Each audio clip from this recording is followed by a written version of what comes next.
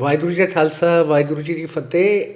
ਅੱਜ ਅਸੀਂ global ਮਿਡਾਸ foundation ਤੇ ਸਾਡਾ ਖਿੜਦਾ ਪੰਜਾਬ ਜਿਹੜੀ ਸਾਡੀ ਇੰਟਰਨੈਸ਼ਨਲ ਜਥੇਬੰਦੀ ਹੈ ਉਹਦੇ ਸਿੱਖ ਲੀਡਰਸ਼ਿਪ ਸੀਰੀਜ਼ ਦੇ ਵਿੱਚ 70 ਸਾਲ ਦਾ ਇਤਿਹਾਸ ਤੇ ਪੂਰੀ ਵਿਰਾਸਤ ਇਹਨਾਂ ਦੀ ਹੈਗੀ। ਪੂਰੀ ਪੀੜ੍ਹੀ ਪੂਰੀ ਪੰਜੀਰੀ ਇਹਦੀ ਸਾਰੇ ਸਦੀਆਂ ਤੋਂ ਚਲਦੀ ਆਈ ਹੈ। ਅਤੇ ਮੈਂ ਤਾਂ ਬੜਾ ਹੈਰਾਨ ਹਾਂ ਕਿ ਮੈਨੂੰ ਤਾਂ ਜ਼ਿਆਦਾ ਪਤਾ ਵੀ ਨਹੀਂ ਸੀ। ਅਤੇ ਆਈ ਸਪੋਜ਼ ਇੰਟਰਨੈਸ਼ਨਲੀ ਵੀ ਬੜੇ NRIs ਹੋਣਗੇ ਜਿਨ੍ਹਾਂ ਨੂੰ ਇਹ ਗੱਲ ਦਾ ਪਤਾ ਨਹੀਂ ਹੈ। ਅਤੇ ਅੱਜ ਅਸੀਂ ਰੂਬਰੂ ਹੋਵਾਂਗੇ ਮਨਜੀਤ ਸਿੰਘ GK ਜੀ ਦੇ ਨਾਲ। ਸਤਿ ਸ਼੍ਰੀ ਅਕਾਲ ਵੀਰ ਜੀ। ਸਤਿ ਸ਼੍ਰੀ ਅਕਾਲ। ਅਤੇ ਮੈਂ ਪਹਿਲੇ ਤੁਹਾਨੂੰ ਦੱਸਣਾ ਚਾਹਾਂਗਾ ਕਿ ਇਹਨਾਂ ਦੇ ਜਿਹੜੇ ਫਾਦਰ ਸਾਹਿਬ ਸੀ ਉਹਨਾਂ ਨੇ ਬੜੀ ਸ਼ਿੱਦਤ ਦੇ ਨਾਲ ਕੌਮ ਦੀ ਸੇਵਾ ਕੀਤੀ ਹੈ। ਅਤੇ ਪਹਿਲੇ ਉਹਨਾਂ ਦੇ ਬਾਰੇ ਵਿੱਚ ਵੀਰ ਜੀ ਤੋਂ ਜਾਣਾਂਗੇ। ਵੀਰ ਜੀ ਥੈਂਕ ਯੂ। ਤੁਸੀਂ ਆਏ ਹੋ ਸਿੰਗਾਪੁਰ ਤੋਂ ਸਪੈਸ਼ਲ ਇੱਥੇ ਕੁਝ ਪਰਸਨੈਲਿਟੀਜ਼ ਨੂੰ ਕਵਰ ਕਰਨ ਵਾਸਤੇ। ਮੈਂ ਸਮਝਦਾ ਕਿ ਮੇਰੀ ਫੈਮਿਲੀ 1950 ਔਨਵਰਡਸ, ਜਥੇਦਾਰ ਸੰਤੋਖ ਸਿੰਘ ਮੇਰੇ ਫਾਦਰ ਸਨ।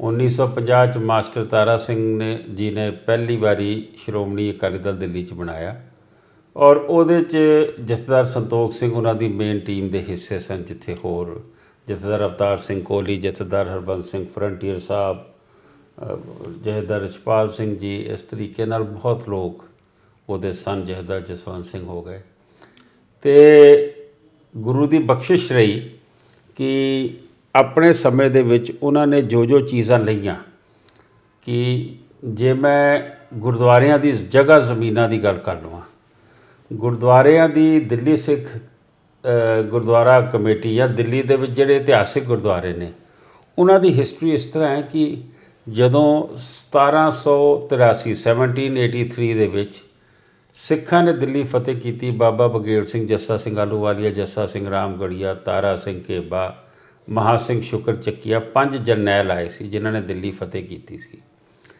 ਉਹ ਜਦੋਂ ਮੁਗਲ ਬਾਦਸ਼ਾਹ ਨੂੰ ਹਰਾਇਆ, ਲਾਲ ਕਿਲ੍ਹੇ 'ਤੇ ਕੇਸਰੀ ਨਿਸ਼ਾਨ ਝੁਲਾਇਆ, ਫਿਰ ਐਗਰੀਮੈਂਟ ਹੋਇਆ ਮੁਗਲਾਂ ਦੇ ਵਿੱਚ ਔਰ ਸਿੱਖਾਂ ਦੇ ਵਿੱਚ ਕਿ ਦਿੱਲੀ ਦੀ ਪੁਲਿਸਿੰਗ ਉਹ ਕਰਨਗੇ ਔਰ ਉਹਦੇ ਲਈ ਉਹ ਟੈਕਸ ਦੇ ਵਿੱਚੋਂ ਹਿੱਸਾ ਲੈਣਗੇ, ਪਲੱਸ ਜਿਹੜੇ ਇੱਥੇ ਗੁਰਦੁਆਰਾ ਸਾਹਿਬ ਨੇ ਉਹਨਾਂ ਦੀ ਨਿਸ਼ਾਨਦੇਹੀਆਂ ਕਰਨਗੇ। ਨਿਸ਼ਾਨਦੇਹੀਆਂ ਜਿਹੜੀਆਂ ਕੀਤੀਆਂ ਉਹ ਬਾਬਾ ਬਘੇਲ ਸਿੰਘ ਨੇ ਕੀਤੀਆਂ 1783 ਤੋਂ ਬਾਅਦ। ਜਥੇਦਾਰ ਸੰਤੋਖ ਸਿੰਘ ਜੀ ਔਰ ਉਹਨਾਂ ਦੀ ਟੀਮ ਦੇ ਉੱਤੇ ਜਾਂਦਾ ਹੈ ਕਿ ਜਿਹੜੀ ਉਸ ਵੇਲੇ ਗੁਰਦੁਆਰਾ ਸਾਹਿਬ ਦੀ ਜ਼ਮੀਨਾਂ ਬੜੀਆਂ ਛੋਟੀਆਂ ਸਨ, ਲੇਕਿਨ ਜਥੇਦਾਰ ਸਾਹਿਬ ਨੇ ਇਹ ਜ਼ਮੀਨਾਂ ਏਕੜਾਂ ਦੇ ਵਿੱਚ, ਮਤਲਬ ਪ੍ਰਾਈਸਲੈਸ ਨੇ, ਕਿ ਭਾਵੇਂ ਪੰਡਿਤ ਨਹਿਰੂ ਹੋਵੇ, ਭਾਵੇਂ ਲਾਲ ਬਹਾਦੁਰ ਸ਼ਾਸਤਰੀ ਹੋਵੇ, ਭਾਵੇਂ ਇੰਦਰਾ ਗਾਂਧੀ ਹੋਵੇ, ਜਿਹੜੀ ਜਗ੍ਹਾ ਹੱਥ ਰੱਖਿਆ। ਤੁਸੀਂ ਬੰਗਲਾ ਸਾਹਿਬ ਜਾ ਕੇ ਦੇਖ ਲਓ, ਸੀਸਗੰਜ ਸਾਹਿਬ ਦੇ ਨਾਲ ਕੋਤਵਾਲੀ ਦੇਖੋ, ਜਿੱਥੇ ਗੁਰੂ ਤੇਗ ਬਹਾਦਰ 6 ਮਹੀਨੇ ਕੈਦ ਰਹੇ ਸਨ ਸ਼ਹਾਦਤ ਤੋਂ ਪਹਿਲੇ ਔਰੰਗਜ਼ੇਬ ਦੀ ਕੈਦ ਵਿੱਚ। ਤੁਸੀਂ ਮੋਤੀ ਬਾਗ ਸਾਹਿਬ, ਤੁਸੀਂ ਦਮਦਮਾ ਸਾਹਿਬ, ਤੁਸੀਂ ਮਜਨੂ ਟੀਲਾ ਚਲੇ ਜਾਓ, you go to any gurdwara Sahib. ਉਹ ਉਹਨਾਂ ਨੇ ਜ਼ਮੀਨਾਂ ਬਹੁਤ ਵੱਡੇ ਪੱਧਰ 'ਤੇ ਲਈਆਂ। ਅਤੇ ਤੀਜਾ ਪੜਾਅ ਜਿਹੜਾ ਬਾਬਾ ਹਰਬੰਸ ਸਿੰਘ ਕਾਰ ਸੇਵਾ ਵਾਲਿਆਂ ਨੇ, ਕਿ ਜੇ ਬਾਬਾ ਬਘੇਲ ਸਿੰਘ ਨੇ ਨਿਸ਼ਾਨਦੇਹੀ ਕੀਤੀ, ਛੋਟੇ ਸਥਾਨ ਸਨ, ਜਥੇਦਾਰ ਸੰਤੋਖ ਸਿੰਘ ਹੋਰਾਂ ਨੇ ਆਪਣੇ ਰਸੂਖ ਨਾਲ ਸਰਕਾਰ ਨੂੰ ਝੁਕਾ ਕੇ ਉਹਨਾਂ ਨਾਲ ਇੰਨੀ ਜ਼ਮੀਨ ਲੈ ਦਿੱਤੀ ਕਿ ਬਾਬਾ ਹਰਬੰਸ ਸਿੰਘ ਜੀ ਕਾਰ ਸੇਵਾ ਵਾਲੇ 1975 'ਚ ਆਏ ਦਿੱਲੀ 'ਚ ਔਰ ਉਹਨਾਂ ਨੂੰ ਸੇਵਾਵਾਂ ਦਿੱਤੀਆਂ ਕਿ ਅੱਜ ਤੁਸੀਂ ਗੁਰੂ ਘਰ ਦੇਖ ਲਓ ਦਿੱਲੀ ਦੇ ਸਾਰੇ। ਮੈਂ ਸਮਝਦਾ ਇਹ ਤਾਂ ਸੇਵਾ ਹੋ ਗਈ ਉਹਨਾਂ ਦੀ ਗੁਰੂ ਘਰਾਂ ਦੀ। ਜੇ ਤੁਸੀਂ ਸਿੱਖ ਇਸ਼ੂਜ਼ ਦੀ ਗੱਲ ਕਰ ਲਓ ਕਿ ਕੋਈ ਵੀ ਸਿੱਖ ਇਸ਼ੂ, ਕਿਉਂਕਿ ਜਥੇਦਾਰ ਜੀ ਕਹਿੰਦੇ ਸੀ ਕਿ ਦਿੱਲੀ ਇੰਟਰਨੈਸ਼ਨਲ ਸਿਟੀ ਹੈ ਔਰ ਦਿੱਲੀ 'ਤੇ ਤਕਰੀਬਨ 10%, 8 ਤੋਂ 10% ਸਿੱਖਾਂ ਦੀ ਆਬਾਦੀ ਹੈ ਔਰ ਦਿੱਲੀ ਦਾ ਸਿੱਖ ਜਿਹੜਾ ਉਹ ਜਾਗਰੂਕ ਹੈ, ਉਹ ਮਜ਼ਬੂਤ ਹੈ। ਅਤੇ ਜਥੇਦਾਰ ਜੀ ਨੇ ਉਸ ਲੀਡਰਸ਼ਿਪ ਕੀਤੀ ਦਿੱਲੀ ਦੇ ਸਿੱਖਾਂ ਦੀ। ਅਤੇ ਜੇ ਕਹਿ ਦੇਵਾਂ 1964 'ਚ ਪੌਂਟਾ ਸਾਹਿਬ ਜਿਹੜਾ ਇਤਿਹਾਸਿਕ ਗੁਰਦੁਆਰਾ ਦਸਮ ਗੁਰੂ ਦਾ ਹਿਮਾਚਲ 'ਚ, ਉਸ 'ਤੇ ਸਰਕਾਰ ਗੋਲੀ ਚਲਾਉਂਦੀ ਹੈ, 11 ਸਿੰਘ ਸ਼ਹੀਦ ਹੁੰਦੇ ਨੇ। ਉਹ ਲੜਾਈ ਜਥੇਦਾਰ ਜੀ ਦੇ ਹਵਾਲੇ ਕਰਦੇ ਨੇ ਮਾਸਟਰ ਤਾਰਾ ਸਿੰਘ ਔਰ ਦਿੱਲੀ ਉਹ ਲੜਾਈ ਲੜਦੀ ਹੈ ਔਰ ਅੱਜ ਗੁਰੂ ਘਰ ਜਿਹੜਾ ਉਹ ਮਹੰਤਾਂ ਤੋਂ ਛੁਡਾ ਕੇ ਕੌਮ ਦੇ ਹਵਾਲੇ ਹੈ। ਜੇ ਮੈਂ ਗੱਲ ਕਰਾਂ 1967 ਦੇ ਵਿੱਚ ਕਲਕੱਤੇ ਦੇ ਵਿੱਚ ਬਾਗਮੜੀ ਗੁਰਦੁਆਰੇ ਦੇ ਉੱਤੇ ਹਮਲਾ ਹੁੰਦਾ, ਸਾੜਿਆ ਜਾਂਦਾ, ਉਸ ਦੀ ਲੜਾਈ ਕਿਵੇਂ ਲੜੀ ਜਾਂਦੀ ਹੈ। ਉੱਥੋਂ ਦਾ ਚੀਫ ਮਿਨਿਸਟਰ ਅਜੋਏ ਮੁਖਰਜੀ ਅਤੇ ਉੱਥੋਂ ਦਾ ਉਦੋਂ ਹੋਮ ਮਿਨਿਸਟਰ ਜਿਹੜਾ ਬਾਅਦ 'ਚ 28 ਸਾਲ ਚੀਫ ਮਿਨਿਸਟਰ ਰਿਹਾ, ਜੋਤੀ ਬਸੂ, ਬੰਗਲਾ ਸਾਹਿਬ ਆ ਕੇ ਮਾफ़ੀ ਮੰਗ ਕੇ ਜਾਂਦੇ ਨੇ। ਮੈਂ ਜੇ ਤਰਾਈ 'ਚ ਜਿਹੜੇ 40,000 ਸਿੱਖ ਫੈਮਿਲੀ ਨੇ ਪੰਡਿਤ ਨਹਿਰੂ ਵੇਲੇ ਇੰਦਰਾ ਗਾਂਧੀ ਵੇਲੇ ਆਰਡੀਨੈਂਸ ਕੀਤਾ ਗਿਆ ਕਿ ਜ਼ਮੀਨਾਂ ਖਾਲੀ ਕਰਾਈਆਂ ਜਾਣ, ਉਹ ਆਰਡੀਨੈਂਸ ਕਿਵੇਂ ਰੋਕਿਆ ਜਾਂਦਾ ਹੈ? ਜੇ ਮੈਂ 1969 ਦੀ ਗੱਲ ਕਰ ਲਵਾਂ ਕਿ ਇੰਗਲੈਂਡ 'ਚ ਪਾਬੰਦੀ ਲੱਗ ਜਾਂਦੀ ਕਿ ਸਰਕਾਰੀ ਨੌਕਰੀਆਂ ਨਹੀਂ ਦਿੱਤੀਆਂ ਜਾਣਗੀਆਂ ਸਿੱਖਾਂ ਨੂੰ, ਦਿੱਲੀ 'ਚ ਮੋਰਚਾ ਲਾਉਂਦੇ ਨੇ, ਅਲਟੀਮੇਟਲੀ ਬ੍ਰਿਟਾਨੀਆ ਦੀ ਬ੍ਰਿਟਿਸ਼ ਗਵਰਨਮੈਂਟ ਝੁਕਦੀ ਹੈ ਔਰ ਉਹ ਬੈਨ ਹਟਾਇਆ ਜਾਂਦਾ ਹੈ। ਜਥੇਦਾਰ ਜੀ ਦਾ ਬੜਾ ਸਵਾਗਤ ਹੁੰਦਾ, ਇੰਗਲੈਂਡ ਬੁਲਾਇਆ ਜਾਂਦਾ ਹੈ। ਇਹ ਕੁਝ ਮੈਂ ਤੁਹਾਨੂੰ ਪੋਲੀਟੀਕਲ ਮਸਲੇ ਦੱਸੇ ਨੇ। ਪਹਿਲੇ ਗੁਰਦੁਆਰੇ ਦੀ ਜਗ੍ਹਾ ਜ਼ਮੀਨਾਂ ਤੇ ਉਹਨਾਂ ਦੇ ਵਿਸਤਾਰ ਦੀ ਗੱਲ ਕੀਤੀ। ਮੈਂ ਜੇ ਐਜੂਕੇਸ਼ਨ ਤੇ ਆ ਜਾਵਾਂ, ਉਹ 6ਵੀਂ ਪੜ੍ਹੇ ਸਨ ਕਿਉਂਕਿ ਕੁਇਟ ਇੰਡੀਆ ਮੂਵਮੈਂਟ 1929 ਦਾ ਜਨਮ ਸੀ। 13-14 ਸਾਲ ਦੀ ਉਮਰ 'ਚ ਉਹ ਆਜ਼ਾਦੀ ਦੀ ਮੂਵਮੈਂਟ 'ਚ ਜਿਹੜੇ ਮੈਸੇਜਸ ਜਾਂ ਚਿੱਠੀਆਂ ਕਰਨੀਆਂ ਹੁੰਦੀਆਂ ਸੀ ਉਹ ਕੰਮ ਕਰਦੇ ਸਨ, ਤੇ ਉਹ ਪੜ੍ਹੇ ਨਹੀਂ। ਉਹਨਾਂ ਦੇ ਬੈਨ ਲੱਗ ਗਿਆ ਸੀ ਕਿ ਇਹਨਾਂ ਨੂੰ ਸਕੂਲ 'ਚ ਐਡਮਿਸ਼ਨ ਨਹੀਂ ਦੇਣੀ। ਉਹ 6ਵੀਂ ਤੋਂ ਅੱਗੇ ਨਹੀਂ ਪੜ੍ਹ ਸਕੇ, ਲੇਕਿਨ ਐਜੂਕੇਸ਼ਨ ਲਈ ਉਹਨਾਂ ਨੇ ਸਿੱਖਾਂ ਦੇ ਅੱਗੇ ਖਾਲਸਾ ਸਕੂਲ ਹੁੰਦੇ ਸੀ। ਪਹਿਲੀ ਦਫਾ Guru Harkrishan public school English medium school India Gate 1965 'ਚ ਉਹਨਾਂ ਨੇ ਸ਼ੁਰੂ ਕੀਤਾ। ਮੈਂ ਉਹਦਾ ਪਹਿਲਾ ਸਟੂਡੈਂਟ ਸੀ। ਔਰ 13 ਸਕੂਲ ਗੁਰੂ ਹਰਕ੍ਰਿਸ਼ਨ ਬਣਾਏ, ਖਾਲਸਾ ਸਕੂਲ ਕਈ ਦਿੱਲੀ 'ਚ ਬਣਾਏ। 4 ਕਾਲਜਸ ਨੇ, ਯੂਨੀਵਰਸਿਟੀ ਦਾ ਖਾਲਸਾ ਕਾਲਜ ਕਹਿ ਲਓ, Guru Gobind Singh college for commerce ਕਹਿ ਲਓ, ਮਾਤਾ ਸੁੰਦਰੀ ਕਾਲਜ ਜਿਹੜਾ ਗਰਲਸ ਦਾ ਹੈਗਾ 8000 ਬੱਚੀ ਪੜ੍ਹਦੀ ਹੈ, ਤੇ ਦੇਵਨਗਰ ਦਾ ਕਾਲਜ ਉਹ ਪੁਰਾਣਾ ਚੱਲਦਾ ਸੀਗਾ। ਇੰਜੀਨੀਅਰਿੰਗ ਇੰਸਟੀਚਿਊਟ ਕਹਿ ਲਓ, ਟੈਕਨੀਕਲ ਇੰਸਟੀਚਿਊਟ ਕਹਿ ਲਓ, ਉਹ ਸ਼ੁਰੂ ਕਰਾਏ। So his contribution for gurdwaras, for political survival of the Sikhs and for education. It was par excellence. 1981 'ਚ ਉਹਨਾਂ ਦੀ ਅਸੈਸੀਨੇਸ਼ਨ ਹੁੰਦੀ ਹੈ ਔਰ ਸਿੱਖਾਂ ਦੇ ਵਿੱਚ ਬੜੀ ਮੈਂ ਸਮਝਦਾ ਕਿ ਦਿੱਕਤ ਹੈ ਕਿ ਅਸੀਂ ਇੱਕ ਦੂਜੇ ਨੂੰ ਅੱਗੇ ਵੱਧਦਾ ਨਹੀਂ ਦੇਖ ਸਕਦੇ। ਪੋਲੀਟੀਕਲ ਦੁਸ਼ਮਣ ਜਿਹੜੇ ਸੀ, ਜਥੇਦਾਰ ਸੰਤੋਖ ਸਿੰਘ ਨੂੰ ਹਰਾ ਨਹੀਂ ਸਕੇ, ਉਹ ਆਵਾਜ਼ ਨੂੰ ਬੰਦ ਨਹੀਂ ਕਰ ਸਕੇ। ਤੇ ਤੁਸੀਂ ਇਹ ਦੇਖੋ, ਕੋਤਵਾਲੀ ਦਾ ਮੈਂ ਜ਼ਿਕਰ ਕੀਤਾ ਹੈ। ਨੋਬਡੀ ਕੈਨ ਅੰਡਰਸਟੈਂਡ ਕਿ ਮੁਗਲਾਂ ਦੇ ਵੇਲੇ ਦੀ ਕੋਤਵਾਲੀ, ਸ਼ਾਹਜਹਾਨ ਵਾਸ ਦੀ ਆਰਕੀਟੈਕਟ ਆਫ ਮੁਗਲ ਐਮਪਾਇਰ, ਉਸਨੇ ਦਿੱਲੀ ਬਣਾਈ ਸੀ, ਸ਼ਾਹਜਹਾਨਾਬਾਦ ਕਹਿੰਦੇ ਸੀ ਉਦੋਂ। ਲਾਲ ਕਿਲਾ, ਚਾਂਦਨੀ ਚੌਕ, ਕੋਤਵਾਲੀ, ਜਾਮਾ ਮਸਜਿਦ ਔਰ ਵਾਲਡ ਸਿਟੀ ਜਿਹਨੂੰ ਕਹਿੰਦੇ ਹੋ, ਉਹ ਦੀਵਾਰ ਉਸਨੇ ਬਣਾਈ ਸੀ, ਉਹਦੇ ਅੰਦਰ ਸ਼ਹਿਰ ਵਸਦਾ ਸੀਗਾ। ਉਹ ਹੈਰੀਟੇਜ ਪ੍ਰੋਪਰਟੀ ਸੀਗੀ ਜਿਹੜੀ 300-400 ਸਾਲ ਪਹਿਲੇ ਬਣੀ ਸੀ, ਉਹ ਲੈ ਲੈਣੀ। ਬੰਗਲਾ ਸਾਹਿਬ ਅੱਗੇ ਕੋਈ ਸੜਕ ਬੰਦ ਕਰਾ ਸਕਦਾ? ਅੱਗੇ ਰਾਜਾ ਜੈ ਸਿੰਘ ਮਾਰਗ ਜਾਂਦਾ ਹੁੰਦਾ ਸੀਗਾ, ਉਹ ਬੰਦ ਕਰਾ ਕੇ ਅੱਜ ਮਲਟੀ ਲੈਵਲ ਪਾਰਕਿੰਗ ਹੈ ਸਾਡੀ ਉੱਥੇ ਤਕਰੀਬਨ 1000 ਗੱਡੀ ਦੀ ਪਾਰਕਿੰਗ ਹੈ ਬੰਗਲਾ ਸਾਹਿਬ ਦੇ ਅੱਗੇ। ਸੋ ਇਹ ਮੈਂ ਥੋੜ੍ਹੇ ਤੁਹਾਨੂੰ ਇਸ਼ਾਰੇ ਦੇ ਰਿਹਾ ਕਿ ਦੀ ਮੈਗਨੀਟਿਊਡ ਆਫ ਹਿਸ ਪਰਸਨੈਲਿਟੀ ਔਰ ਕਿਵੇਂ ਉਹ ਸਰਕਾਰ ਤੋਂ ਕੰਮ ਲੈਂਦੇ ਸੀ। ਕਾਰਨ ਇੱਕ ਸੀ, ਤੁਸੀਂ ਅਗਲੇ ਸਵਾਲਾਂ 'ਤੇ ਆਓਗੇ ਕਿ ਅੱਜ ਦੀ ਲੀਡਰਸ਼ਿਪ ਜਿਹੜੀ ਹੈ ਉਹਦਾ ਤੇ ਸਿੱਖ ਡਿਸਕ੍ਰੈਡਿਟ ਕਿਉਂ ਕਰਦੇ ਨੇ। ਉਹਦਾ ਕਾਰਨ ਹੈ ਕਿ ਜਿਹੜਾ ਕੌਮ ਦੀ ਤਾਕਤ ਲੈ ਕੇ, ਸੰਗਤ ਦੀ ਤਾਕਤ ਲੈ ਕੇ ਲੀਡਰ ਬਣਦਾ ਔਰ ਜਦੋਂ ਕਿਸੇ ਮੁਕਾਮ 'ਤੇ ਪਹੁੰਚਦਾ ਉਦੋਂ ਉਸ ਨੂੰ ਆਪਣੇ ਪੁੱਤਰ ਲਈ ਫੈਕਟਰੀਆਂ, ਠੇਕੇ, ਆਪਣੇ ਲਈ ਕੋਈ MLA ਜਾਂ ਰਾਜ ਸਭਾ ਦੀ ਟਿਕਟ ਮੰਗਣੀ। ਸੋ ਜਥੇਦਾਰ ਸੰਤੋਖ ਸਿੰਘ ਨੇ ਕੌਮ ਦੀ ਤਾਕਤ ਲਈ ਔਰ ਕੌਮ ਲਈ ਯੂਜ਼ ਕੀਤੀ। ਤੇ ਜੇ ਮੈਂ ਤੁਹਾਡੇ ਸਾਹਮਣੇ ਅੱਜ ਚੈਨਲ 'ਤੇ ਕਹਿ ਰਿਹਾ ਕਿ ਵੱਡੇ ਤੋਂ ਵੱਡਾ ਪ੍ਰਾਈਮ ਮਿਨਿਸਟਰ ਉਹਦਾ ਲੋਹਾ ਮੰਨਦੇ ਸਨ, ਜੋ ਜਥੇਦਾਰ ਸਾਹਿਬ ਕਹਿੰਦੇ ਸੀ ਸਰਕਾਰਾਂ ਨੂੰ ਝੁਕਣਾ ਪੈਂਦਾ ਸੀ। ਸੋ ਦਿਸ ਵਾਸ ਹਿਸ ਕੰਟਰੀਬਿਊਸ਼ਨ। ਤੇ ਹੁਣੇ ਤੁਸੀਂ ਸਾਨੂੰ ਦਿਖਾਇਆ ਤੁਹਾਡੀ ਐਲਬਮ, ਤੁਸੀਂ ਬੜੀ ਯੰਗ ਏਜ ਤੋਂ ਹੀ ਪੋਲੀਟਿਕਸ ਵਿੱਚ ਆ ਗਏ। 1981 ਦੇ ਬਾਅਦ ਤੁਸੀਂ ਸਾਰਾ ਆਪਣੇ ਫਾਦਰ ਸਾਹਿਬ ਦਾ ਕਾਰਵਾ ਅੱਗੇ ਚਲਾਇਆ ਤੇ 40 ਸਾਲ ਹੋ ਗਏ ਇਨ ਚੀਜ਼ਾਂ ਨੂੰ। ਤੇ ਹੁਣ 40 ਸਾਲ ਬਾਅਦ ਸਿੱਖਾਂ ਦੀ ਰਿਲੀਜੀਅਸ ਲੀਡਰਸ਼ਿਪ ਦੇ ਬਾਰੇ ਤੁਸੀਂ ਕੀ ਕਹਿਣਾ ਚਾਹੋਗੇ? ਦੇਖੋ, ਮੈਂ ਪਹਿਲੀ ਦਫਾ ਅਰੈਸਟ ਹੋਇਆ 1978 ਦੇ ਵਿੱਚ 5 ਨਵੰਬਰ ਨਿਰੰਕਾਰੀ ਮੂਵਮੈਂਟ 'ਚ। ਆਈ ਵਾਸ 20 ਈਅਰਸ ਓਲਡ। ਉਸ ਵਕਤ ਬੜੀ ਵਾਇਲੈਂਟ ਲੜਾਈ ਹੋਈ ਸੀ ਅਮਰਜਵਾਨ ਜੋਤੀ ਇੰਡੀਆ ਗੇਟ ਦੇ ਕੋਲ। 3 ਸਿੰਘ ਸ਼ਹੀਦ ਹੋਏ ਸੀਗੇ। ਜਥੇਦਾਰ ਅਵਤਾਰ ਸਿੰਘ ਕੋਹਲੀ ਦਿੱਲੀ ਦੇ ਪ੍ਰਧਾਨ ਸਨ ਉਸ ਵੇਲੇ। 2 ਨੌਜਵਾਨ ਬੱਚੇ ਮਨਿੰਦਰ ਸਿੰਘ, ਗੋਬਿੰਦ ਸਿੰਘ। ਮੈਨੂੰ ਯਾਦ ਹੈ ਮੇਰੀ ਬਾਂਹ ਟੁੱਟੀ ਸੀ, ਸਿਰ ਫਟਿਆ ਸੀਗਾ, ਬੜੀ ਵਾਇਲੈਂਟ ਲੜਾਈ ਹੋਈ ਸੀ। That is 78। ਅਖੀਰ ਨਿਰੰਕਾਰੀ ਨੂੰ ਸੋਧਾ ਲੱਗਿਆ 1980 'ਚ। 81 'ਚ ਜਥੇਦਾਰ ਦੀ ਡੈਥ ਤੋਂ ਬਾਅਦ ਤੁਸੀਂ ਠੀਕ ਕਿਹਾ ਕਿ ਮੈਨੂੰ ਐਕਟਿਵਲੀ ਸਿਆਸਤ 'ਚ ਆਉਣਾ ਪੈ ਗਿਆ। ਉਹਨਾਂ ਦੇ ਭੋਗ 'ਤੇ ਸਨ ਜਰਨੈਲ ਸਿੰਘ ਭਿੰਡਰਾਂਵਾਲੇ ਆਏ ਸਨ ਮੇਰੇ ਫਾਦਰ ਦੇ। He pressed my family that son of Jathedar Santokh Singh must come forward. ਮੈਨੂੰ ਸ਼ੌਂਕ ਸੀ ਸ਼ੁਰੂ ਤੋਂ ਫਾਦਰ ਨਾਲ ਜਾਣ ਦਾ ਤੇ ਉਹਨਾਂ ਨੇ ਮੈਨੂੰ ਸਰੋਪਾ ਦਿੱਤਾ ਤੇ ਮੇਰਾ ਪੋਲੀਟੀਕਲ ਸਫ਼ਰ ਸ਼ੁਰੂ ਹੁੰਦਾ ਹੈ। ਤੇ ਪਹਿਲਾ ਯੂਥ ਅਕਾਲੀ ਦਲ ਦਾ ਯੂਥ ਅਕਾਲੀ ਦਲ ਕਦੀ ਨਹੀਂ ਹੁੰਦਾ ਸੀ। ਯੂਥ ਵਿੰਗ ਪਹਿਲਾਂ ਮੈਂ ਬਣਾਇਆ ਸੀ, ਮੈਂ ਉਹਦਾ ਪ੍ਰੈਜ਼ੀਡੈਂਟ ਬਣਿਆ। ਔਰ ਉਹਦੇ ਬਾਅਦ ਕਦੀ ਇੰਗਲੈਂਡ 'ਚ ਕਿਤੇ ਦਸਤਾਰ ਦਾ ਮਸਲਾ, 8ਵੀਂ 'ਚ ਪੜ੍ਹਦਾ ਸਰਬਜੀਤ ਸਿੰਘ ਬੱਚਾ ਸੀਗਾ, ਮਾਰਗਰਟ ਥੈਚਰ ਨੂੰ ਮੈਂ ਲੈਟਰ ਲਿਖਦਾ ਵਾਂ, ਬੈਸੀ ਦੇ ਮੁਜ਼ਾਹਰਾ ਕਰਦਾ ਵਾਂ। She wrote me back that this boy will be again put into the school. There will be no condition ਕਿ ਉਹ ਪਗੜੀ ਔਰ ਕੇਸ ਰਿਮੂਵ ਕਰੇ। ਸੋ ਇਸ ਤਰੀਕੇ ਨਾਲ ਚਿੱਟੀ ਸਿੰਘਪੁਰਾ ਦੀ ਗੱਲ ਕਰ ਲਈਏ, ਜਿੱਥੇ 37 ਸਿੱਖ ਮਾਰੇ ਸੀ ਜਦੋਂ ਕਲਿੰਟਨ ਇੱਥੇ ਵਿਜ਼ਿਟ 'ਤੇ ਆਇਆ ਸੀਗਾ। ਸੱਜਣ ਔਰ ਟਾਈਟਲਰ ਦੀ ਲੜਾਈ ਦੀ ਗੱਲ ਕਰ ਲਈਏ, 84 ਦੀ ਲੜਾਈ ਦੀ ਗੱਲ ਕਰ ਲਈਏ, ਇੰਨੇ ਸਾਲਾਂ ਬਾਅਦ ਜੇ ਸੱਜਣ ਕੁਮਾਰ ਅੰਦਰ ਗਿਆ, ਪਹਿਲੇ ਕਿਉਂ ਨਹੀਂ ਗਿਆ? ਕਿਉਂਕਿ ਲੀਡਰਸ਼ਿਪ ਨੇ ਉਹ ਕਮਿਟਮੈਂਟ ਨਾਲ ਲੜਾਈ ਨਹੀਂ ਲੜੀ।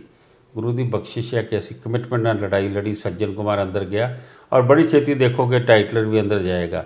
ਦੂਜੀ ਗੱਲ, ਇੰਦਰਾ ਗਾਂਧੀ ਦੇ 3 ਮੈਮੋਰੀਅਲ ਇੱਥੇ ਬਣ ਗਏ ਉਹਦੀ ਡੈਥ ਤੋਂ ਬਾਅਦ, ਲੇਕਿਨ 84 ਦਾ ਮੈਮੋਰੀਅਲ ਦੀ ਕੋਈ ਜਗ੍ਹਾ ਨਾ ਦੇਵੇ ਸਾਨੂੰ।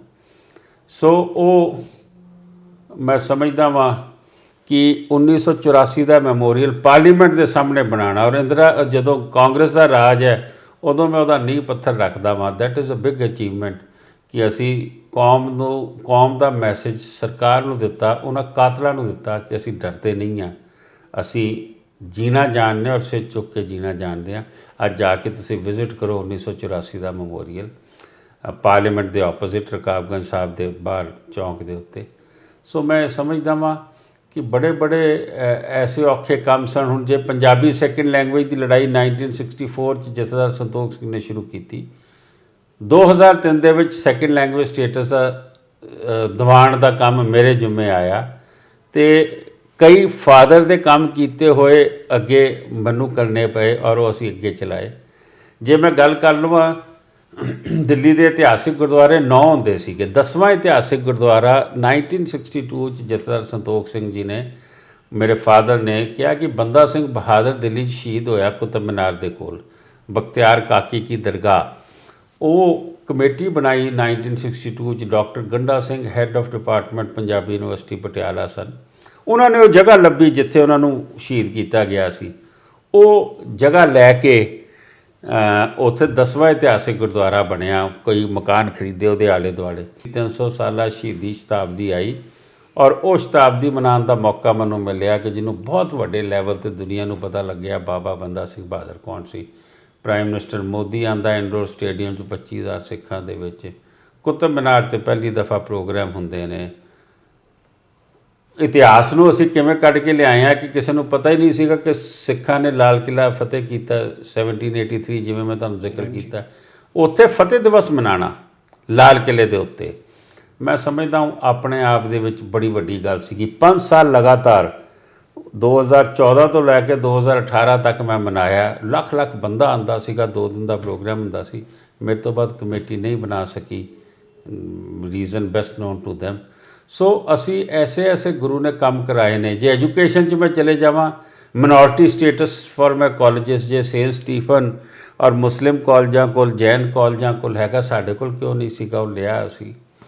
ਤੇ ਐਜੂਕੇਸ਼ਨ ਦੇ ਵਿੱਚ ਟੀਚਰਸ ਟ੍ਰੇਨਿੰਗ ਪ੍ਰੋਗਰਾਮ ਕਦੀ ਨਹੀਂ ਹੁੰਦਾ ਸੀ, ਉਹ ਕੀਤਾ। ਐਜੂਕੇਸ਼ਨ ਦੇ ਵਿੱਚ ਕੈਰੀਅਰ ਗਾਈਡੈਂਸ ਫੇਅਰ ਨਹੀਂ ਲੱਗਦਾ ਸੀ ਕਿ ਜੇ ਬੱਚਾ 8ਵੀਂ 9ਵੀਂ 'ਚ ਆਇਆ ਤਾਂ ਉਹਨੂੰ ਪਤਾ ਹੋਣਾ ਚਾਹੀਦਾ ਉਹਨੇ 10ਵੀਂ 11ਵੀਂ 'ਚ ਕਿਹੜਾ ਸਬਜੈਕਟ ਲੈਣਾ ਹੈ।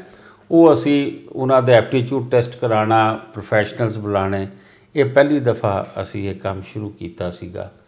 ਤੇ ਜੇ ਮਿਨੋਰਟੀਜ਼ ਦੀ ਗੱਲ ਕਰ ਲਵਾਂ, ਜਿਵੇਂ ਕਾਲਜਾਂ ਦਾ ਮਿਨੋਰਟੀਜ਼ ਲਿਆ, ਇਹਦਾ ਮਿਨੋਰਟੀ ਫੀ ਕੰਸੈਸ਼ਨ, ਜਿਹੜੇ ਸਿੱਖ ਬੱਚੇ ਗਰੀਬੀ ਰੇਖਾ ਤੋਂ ਥੱਲੇ ਸੀਗੇ ਉਹਨਾਂ ਨੂੰ ਫੀਸ ਅਸੀਂ ਸਰਕਾਰ ਤੋਂ ਲੈ ਕੇ ਦਿੱਤੀ। ਜਿਹੜੀਆਂ ਸਕੀਮਾਂ ਸੀ ਅਸੀਂ ਨਹੀਂ ਲੈਂਦੇ ਸੀ, ਮੁਸਲਮਾਨ ਹਜ਼ਾਰਾਂ ਕਰੋੜ ਰੁਪਏ ਦੀ ਉਹ ਮਦਦ ਲੈਂਦੇ ਨੇ। ਲੇਕਿਨ ਅਵੇਅਰਨੈਸ ਕ੍ਰੀਏਟ ਕੀਤੀ ਕਿ ਦਿੱਲੀ ਦੇ ਵਿੱਚ ਜਦੋਂ ਮੈਂ ਪ੍ਰਧਾਨ ਬਣਿਆ ਸੀਗਾ 35 ਲੱਖ ਰੁਪਏ ਸਾਲ ਦਾ ਲੈਂਦੇ ਸੀ, ਜਦੋਂ ਮੈਂ ਛੱਡ ਕੇ ਆਇਆ 72 ਕਰੋੜ ਰੁਪਇਆ 1 ਸਾਲ ਦੇ ਵਿੱਚ ਸਿੱਖ ਬੱਚਿਆਂ ਨੂੰ ਮੈਂ ਫੀਸ ਲੈ ਕੇ ਦਿੱਤੀ। ਇਸ ਤੋਂ ਇਲਾਵਾ ITIs ਖੋਲ੍ਹੀਆਂ ਦਿੱਲੀ 'ਚ ਤੇ ਕਿ ਜਿਹੜੇ ਅਸੀਂ ਕਹਿੰਦੇ ਨਾ ਸਿੱਖ ਕਦੀ ਅਸੀਂ ਮੰਗਦੇ ਹੋਏ ਨਹੀਂ ਦੇਖਿਆ, ਮੰਗਤਾ ਨਹੀਂ ਦੇਖਿਆ, ਕਿਉਂਕਿ ਸਿੱਖਾਂ ਦੇ ਵਿੱਚ ਇੱਕ ਇਨਬਿਲਟ ਸੈਲਫ ਰਿਸਪੈਕਟ ਹੈਗੀ ਹੈ, ਉਹ ਹੱਥ ਨਹੀਂ ਫੈਲਾਉਂਦੇ ਛੇਤੀ। ਲੇਕਿਨ ਬਦਕਿਸਮਤੀ ਨਾਲ ਜਿਹੜੇ ਬੱਚੇ ਨਹੀਂ ਪੜ੍ਹ ਸਕੇ, ਸਕੂਲ ਡਰੌਪਸ ਆਊਟ ਹੋਏ, ਅਸੀਂ ਉਹਨਾਂ ਵਾਸਤੇ ITIs ਖੋਲ੍ਹੀਆਂ ਜਿਹਦੇ ਵਿੱਚ 150 ਤੋਂ ਉੱਤੇ ਕੋਰਸ ਨੇ। ਉਹਦੇ 'ਚ ਮਤਲਬ ਪਲੰਬਿੰਗ ਦਾ ਕੋਰਸ ਕਹਿ ਲਓ, ਏਅਰ ਕੰਡੀਸ਼ਨਿੰਗ ਦਾ ਕਹਿ ਲਓ, ਇਲੈਕਟ੍ਰੋਨਿਕਸ ਦਾ ਕਹਿ ਲਓ, ਉਹਦੇ ਵਿੱਚ ਕੀ ਕਹਿੰਦੇ ਨੇ ਇਹ ਜਿਹੜੀ ਫੋਟੋਕਾਪੀਅਰ ਹੋ ਗਿਆ, ਮੀਡੀਆ ਦੇ ਕੋਰਸਿਸ ਨੇ, ਮਤਲਬ ਉਹਦੇ 'ਚ ਵੋਕੇਸ਼ਨਲ ਕੋਰਸਿਸ 150 ਤੋਂ ਜ਼ਿਆਦਾ ਨੇ। ਔਰ ਗਵਰਨਮੈਂਟ ਸਰਟੀਫਿਕੇਟ ਮਿਲਦਾ ਅਗਰ 6 ਮਹੀਨੇ ਦਾ ਕੋਰਸ ਕਰੋ, ਸਾਲ ਦਾ ਕੋਰਸ ਕਰੋ। ਅਤੇ ਅਸੀਂ ਉਹ ਕੋਰਸ ਕਰਾਏ ਕਿਉਂਕਿ ਜਿਹੜੇ ਸਿੱਖ ਬੱਚੇ ਡਰੋਪ ਆਊਟਸ ਹੋਏ ਨੇ ਸਕੂਲ 'ਚੋਂ, ਉਹ ਡਰੱਗਸ ਵਿੱਚ ਨਾ ਚਲੇ ਜਾਣ, ਕ੍ਰਾਈਮ ਵਿੱਚ ਨਾ ਚਲੇ ਜਾਣ, ਉਹ ਆਪਣੀ ਫੈਮਿਲੀ ਨੂੰ ਸਪੋਰਟ ਕਰ ਸਕਣ। ਫਿਰ ਉਹਨਾਂ ਨੂੰ ਸਸਤੇ ਲੋਨ ਮਿਲ ਸਕਦੇ ਨੇ ਮਿਨੋਰਟੀ ਸਕੀਮਸ। 5 ਸੈਂਟਰ ਉਹ ਖੋਲ੍ਹੇ ਜਿਹਦੇ 'ਚ ਅਸੀਂ ਅਵੇਅਰਨੈਸ ਕ੍ਰੀਏਟ ਕੀਤੀ ਕਿ ਜੇ ਕਿਸੇ ਨੇ ਟੈਕਸੀ ਪਾਉਣੀ ਹੈ, ਕਿਸੇ ਨੇ ਏਅਰ ਕੰਡੀਸ਼ਨਿੰਗ ਦਾ ਕੰਮ ਕਰਨਾ, ਕਿਸੇ ਨੇ ਫੋਟੋਕਾਪੀਅਰ ਲਾਣੇ ਨੇ, ਕਿਸੇ ਨੇ ਟੋਫੂ ਬਣਾਉਣ ਦੀ ਫੈਕਟਰੀ ਲਗਾਉਣੀ ਹੈ, ਸਮਾਲ ਸਟਾਰਟਅਪ। ਅਸੀਂ ਇੱਦਾਂ ਦੀ ਚੀਜ਼ਾਂ ਦੇ ਵਿੱਚ ਉਹਨਾਂ ਨੂੰ ਅਸੀਂ ਅਵੇਅਰਨੈਸ ਲਿਆਂਦੀ, ਉਹਨਾਂ ਨੂੰ ਲੋਨਸ ਲੈ ਕੇ ਦਿੱਤੇ ਜੀ। ਸਰ, ਤੁਹਾਡੀ ਫਾਦਰ ਸਾਹਿਬ ਦੀ ਅਤੇ ਤੁਹਾਡੀ ਇਤਨੀ ਬੜੀ ਵਿਜ਼ਨ ਸੀ ਖਾਲਸਾ ਐਜੂਕੇਸ਼ਨ ਸਿਸਟਮ ਨੂੰ ਲੈ ਕੇ, ਬਟ ਜਿਹੜਾ ਅਸੀਂ ਇੱਥੇ ਸਰਵੇ ਕੀਤਾ ਹੈ ਅਤੇ ਉੱਥੇ ਪਤਾ ਚੱਲਿਆ ਕਿ ਜਿਹੜੇ ਪਿਛਲੇ 10 ਸਾਲ ਵਿੱਚ ਕਾਫੀ ਸਿੱਖ ਅਤੇ ਪੰਜਾਬੀ ਫੈਮਲੀਆਂ ਦੇ ਬੱਚੇ ਤੇ ਸਟੱਡੀ ਕਰਦੇ ਹੈ, ਜਾਂ ਤਾਂ ਉਹ ਪ੍ਰਾਈਵੇਟ ਇੰਸਟੀਟਿਊਟਸ ਵਿੱਚ, ਜਾਂ ਉਹ ਸਟੱਡੀ ਕਰਦੇ ਹੈ ਗੌਰਮੈਂਟ ਐਜੂਕੇਸ਼ਨ ਸਿਸਟਮ ਵਿੱਚ। ਅਤੇ ਬੜਾ ਜ਼ਿਆਦਾ level of education Khalsa education system the specifically ਅਗਰ ਅਸੀਂ ਕਹੀਏ GHPS ਸਕੂਲਾਂ ਦਾ ਬੜਾ ਡਿਟੀਰੀਏਟ ਹੋ ਗਿਆ, ਅਤੇ ਇਹਦੇ ਪਿੱਛੇ ਕੀ ਵਜ੍ਹਾ? ਦੇਖੋ, ਇਹ ਜਿਹੜੀ ਗਿਰਾਵਟ ਹੈ ਨਾ, ਇੱਕ ਜ਼ਮਾਨਾ ਸੀ ਕਿ ਗੁਰੂ ਹਰਕ੍ਰਿਸ਼ਨ ਪਬਲਿਕ ਸਕੂਲ 'ਚ ਐਡਮਿਸ਼ਨ ਨਹੀਂ ਮਿਲਦੀ ਸੀ, ਵੱਡੇ ਵੱਡੇ ਮਿਨਿਸਟਰਾਂ ਦੀ ਸਿਫਾਰਿਸ਼ 'ਤੇ ਨਹੀਂ ਮਿਲਦੀ ਸੀ।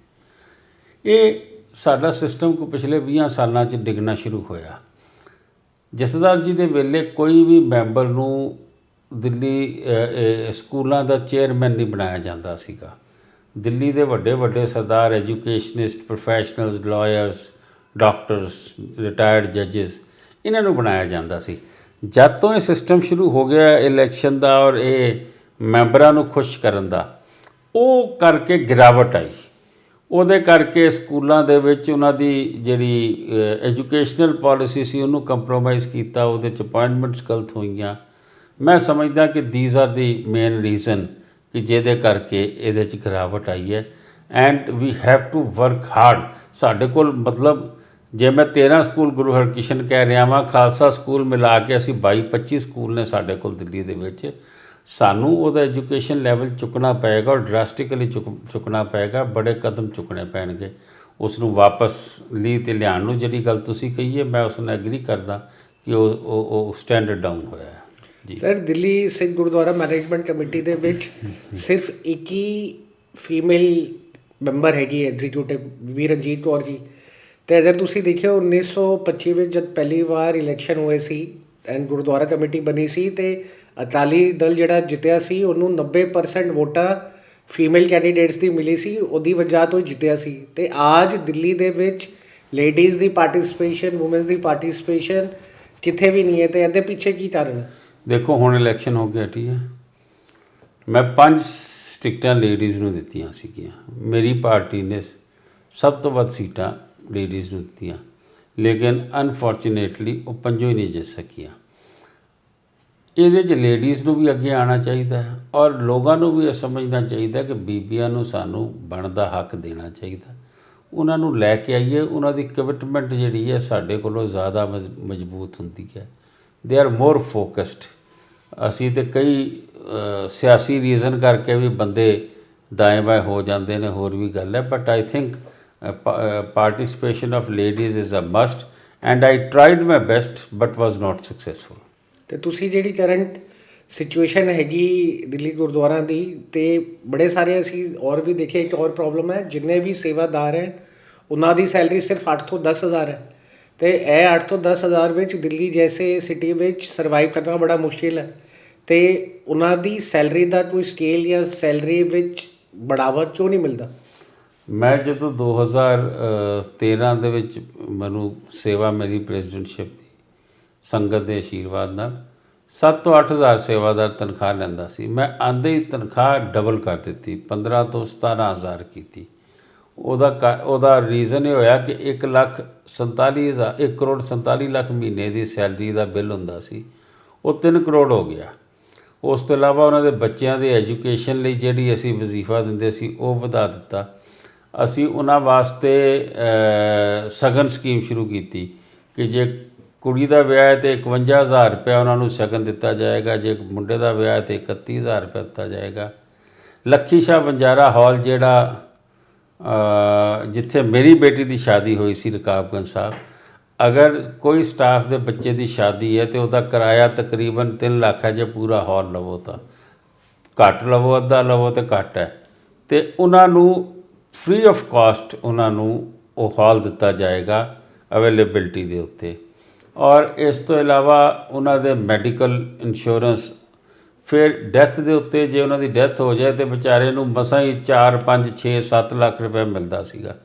ਅਸੀਂ ਕਿਹਾ ਜੋ ਤੁਹਾਡੀ ਗ੍ਰੈਚੁਟੀ PF ਮਿਲਣਾ ਉਹ ਤਾਂ ਅਲੱਗ ਰਹਿ ਗਿਆ, ਲੇਕਿਨ ਮੈਂ ਇਹ ਸਕੀਮ ਸ਼ੁਰੂ ਕੀਤੀ ਕਿ ਬਈ 1 ਦਿਨ ਦੀ ਤਨਖਾਹ ਅੱਧੀ ਗੁਰਦੁਆਰਾ ਕਮੇਟੀ ਦੇਗੀ ਅਤੇ 1 ਦਿਨ ਦੀ ਇੰਪਲੋਏ ਦੇਗਾ ਜੇ ਕਿਸੇ ਦੀ ਡੈਥ ਹੁੰਦੀ ਹੈ। ਅਤੇ ਉਹ ਜਿਹੜੀ ਵੀ ਡੈਥ ਹੋਵੇ ਉਸ ਨੂੰ 12 14 15 ਲੱਖ ਰੁਪਇਆ ਦਾ ਇੱਕ ਅਲੱਗ ਚੈੱਕ ਮਿਲਦਾ ਸੀ, ਜੋ ਉਹਦੀ ਗ੍ਰੈਚੁਟੀ PF 'ਤੇ ਮਿਲਣਾ ਹੀ ਮਿਲਣਾ।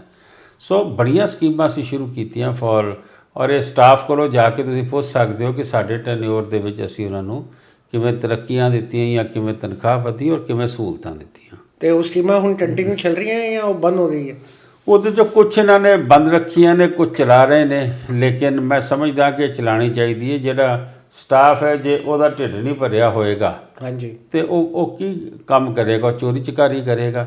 ਸੋ ਮੈਂ ਸਮਝਦਾ ਵਾਂ ਕਿ ਹਾਂ ਜਿਹੜੀ ਕਿ ਮੈਂ ਤਨਖਾਹ ਵਧਾਈ ਸੀ ਉਹ ਵੀ ਘੱਟ ਹੈ, ਇਸ ਤੋਂ ਵੀ ਉੱਤੇ ਹੋਣੀ ਚਾਹੀਦੀ, ਬਟ ਉਦੋਂ ਬਜਟ ਦੇ ਕਰਕੇ ਅਸੀਂ ਉਹ ਵੀ ਦੇਖਣਾ ਹੁੰਦਾ ਕਿ we have to match. Budget 100 crore ਤੋਂ 125 ਕਰੋੜ ਹੋ ਜਾਏ।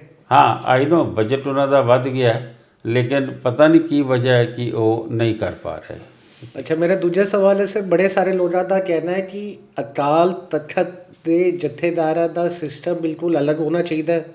ਜਿੰਨੇ ਵੀ ਗੁਰਦੁਆਰਾ ਦਾ ਪ੍ਰਬੰਧਕ ਕਮੇਟੀਆਂ ਦਾ ਸਿਸਟਮ ਹੈ ਉਹ ਅਲੱਗ ਹੋਣਾ ਚਾਹੀਦਾ ਅਤੇ ਜਿਹੜੀ ਵੀ ਸਿਆਸਤ ਹੈ ਪੋਲੀਟੀਕਲ ਉਹ ਅਲੱਗ ਹੋਣੀ ਚਾਹੀਦੀ ਹੈ।